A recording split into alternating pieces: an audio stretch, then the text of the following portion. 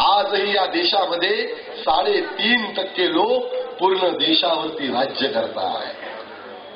अच्छे दिन आहे.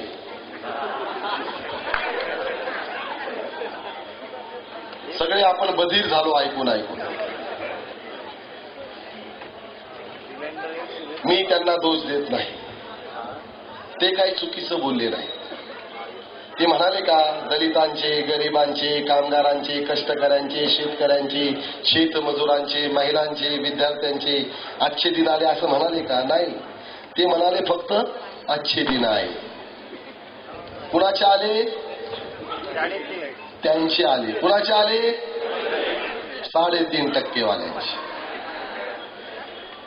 ती म्हणा ना, लगीन लोकांचं नाचतं येड्या भोकाचं.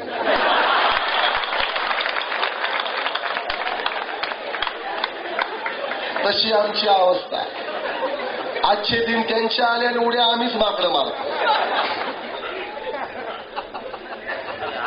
काही घेणं देणं नाही, काही मिळत नाही. एक तर आमचा दिल्लीला फिरून फिरून आला, वैतागून आला.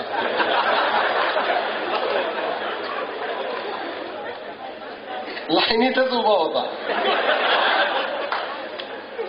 नंबर काय लागला नाही. बरोबर म्हणाले, ते अच्छे दिन आहे. त्यांचे आले, तुमचे नाही.